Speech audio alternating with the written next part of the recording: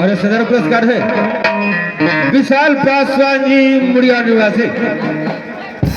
विशाल पासवान जी मुड़िया निवासी की तरफ से सदर 51 रुपये का पुरस्कार है।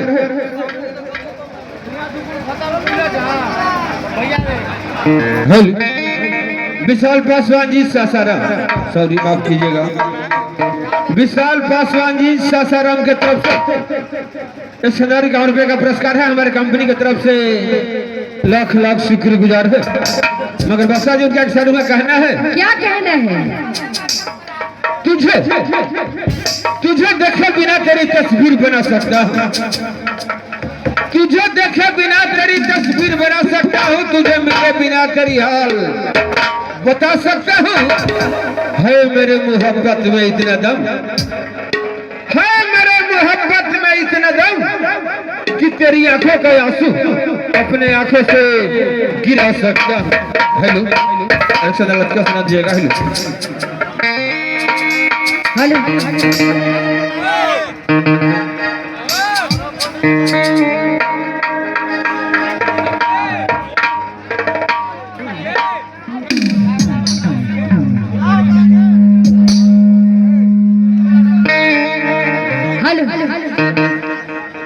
मोबिल डाला था लचका।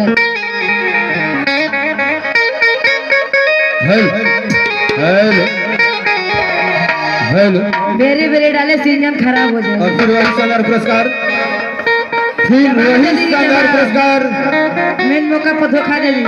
विशाल पासवान जी सासाराम, रोह सह के डाली। विशाल पासवान जी सासाराम की तरफ से 51 रुपये का पुरस्कार है। हमारे कंपनी की तरफ से लाख लाख शुक्रगुजार है। और वर्षा जी हाँ जी, और भाई का फरमाइश है पवन सिंह का गाना। हेलो लक्ष्य केहू गिल डाला था, केहू सूखा डाला था, हो केहू गिल